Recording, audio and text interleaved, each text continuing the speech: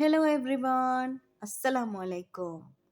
இன்றைக்கி நாங்கள் நோன்பு காலங்களில் ஈஸியாக செய்யக்கூடிய பேட்டிஸ் தான் எப்படி செய்யணும்னு பார்க்க போகிறோம்.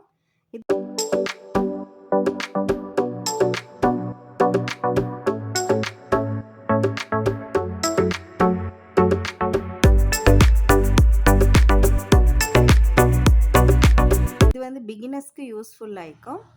இப்போ பேட்டிஸ்க்கு மாவு பிணைகிறதுக்காக நாங்கள் வந்து கோதுமை மாவு தான் எடுத்துக்கிறோம். இதுக்கு கொஞ்சமாக மஞ்சள் தூள், அடுத்தது கொஞ்சமாக ஆயில் சேர்த்து தண்ணி சேர்த்து பிணைஞ்சிக்கோங்க.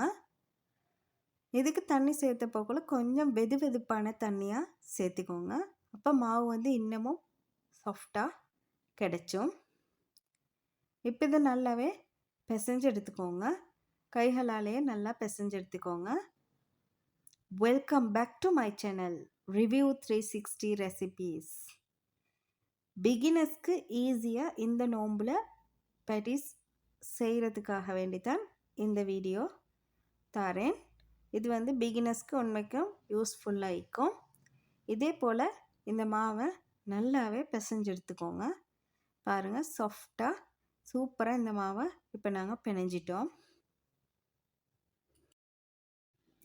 நீங்கள் இப்போ தான் எங்களோட சேனல் ஃபஸ்ட் டைம் பார்க்குறீங்கன்னு சொன்னால் மறக்காமல் சப்ஸ்கிரைப் பண்ணி வச்சுக்கொள்ளுங்க. இப்போ மாவை பிணைஞ்சு ஒரு ஓரமாக வச்சுட்டு இதுக்கு ஒரு கறி ரெடி பண்ணுவோம். அதுக்கு நான் கொஞ்சம் கோழி துண்டுகளை நல்ல எண்ணெயில் போட்டு பொரிச்செடுக்க போகிறேன். பாருங்கள், பொரிச்ச கோழி துண்டுகள் இது எடுத்து வேறே வச்சுக்கொள்ளுங்க. இப்போ இதுக்கு நான் வெங்காயம், அடுத்தது ஒரு கிழங்கு, லீக்ஸ், கொச்சிக்காய் இதெல்லாம் எடுத்துக்கிறேன். இப்போ கிழங்கு வந்து நாங்கள் ஃபஸ்ட்டுக்கு நல்லா வதக்கி எடுத்துக்கொள்வோம். கொஞ்சம் மஞ்சள் தூள், உப்பு சேர்த்து இதை நல்லாவே வதக்கி எடுத்துக்கோங்க. இது கொஞ்சம் வதங்கி வர டைமில் வந்து இதுக்கு கொஞ்சமாக உப்பு சேர்த்திக்கோங்க. நான் இதுக்கு கொஞ்சமாக தண்ணி சேர்த்திக்கிறேன். ஏன்னு சொன்னால் கிழங்கு வேகணும் அப்படின்றனால. மிச்சமாக சேர்த்தவான கொஞ்சம் கிழங்கு வேகிறதுக்காக வேண்டி தண்ணி சேர்த்துக்கொள்வோம். அடுத்தது லீக்ஸ், வெங்காயம் இதெல்லாம் சேர்த்திக்கோங்க. இப்போது இதுக்கு நான் கொஞ்சமாக மிளகுத்தூள் சேர்த்திக்கொள்கிறேன். அடுத்தது இதில் நான் கட் பண்ணி வச்சுருந்த இந்த மூட்டை கொச்சிக்காவை சேர்த்திக்கொள்கிறேன். இது நல்லா உரப்பாய்க்கும்ன்றனால தான் இதை எடுத்துக்கிறேன் நான். நீங்கள் வீடியோவை ஸ்கிப் பண்ணாமல் பார்க்க ட்ரை பண்ணுங்கள். அப்போ தான் முழுமையாக எப்படி பேட்டிஸ் செய்கிறேன்னு சொல்லி உங்களுக்கும் தெரிஞ்சு கொள்ளையிலும். இப்போ இந்த கறி வந்து நல்லாவே வெந்துடுச்சு. நான் இந்த டைமில் கொஞ்சமாக மிளகாய் தூள் சேர்த்து கொண்டிருக்கிறேன். இதுக்கு நான் எந்த விதமான சுவையூட்டிகளோ எதுவும் சேர்த்தல. ஆனாலும் இந்த கறி வந்து நல்லாவே சுவையாக தான் நிற்கும். நீங்களும் இது மாதிரி ட்ரை பண்ணி பாருங்கள். இப்போ நான் பேட்டிஸ்ட்டை மாவை தட்டி எடுத்துக்கொள்ள போகிறேன். நீங்களும் இது மாதிரி தட்டி எடுத்துக்கோங்க. இப்போ இதை நான் வந்து மோல்டு வச்சு தான் செய்கிறேன். மோல்டு வச்சு செஞ்சிங்கன்னு சொன்னாக்கா வந்து நல்ல ஒரு ஷேப் உங்களுக்கு தரும். நீங்களும் இது மாதிரியே செஞ்சு எடுத்துக்கோங்க. பாருங்கள், இப்போ ஓரமெல்லாம் ஒரு நல்ல அழகான ஷேப் கிடைக்குது எங்களுக்கு.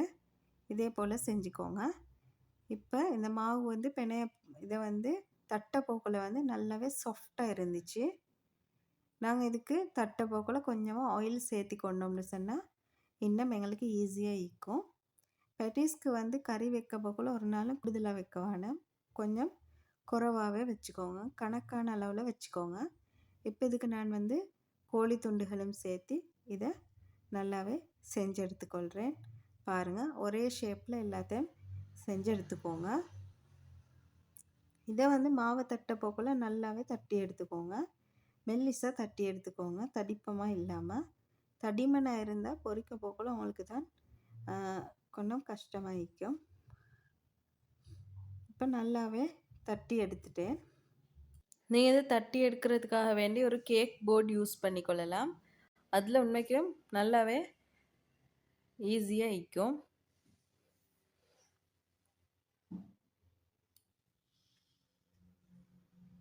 இப்போ இதை வந்து பொரிச்சு எடுத்துக்கொள்வோம். எண்ணெயை சூடு பண்ணி நல்லாவே பொரிச்சு எடுத்துக்கோங்க. இதை இப்போது சூப்பரான சுவையான பேட்டிஸ் ரெடி. நோன்பு காலங்களில் நீங்களும் இதை வீட்டில் இதே மெத்தடில் செஞ்சு ட்ரை பண்ணி பாருங்கள். இந்த வீடியோ பிடிச்சிருந்தா மறக்காமல் லைக் பண்ணி ஷேர் பண்ணி சப்ஸ்கிரைப் பண்ணிக்கொள்ளுங்க.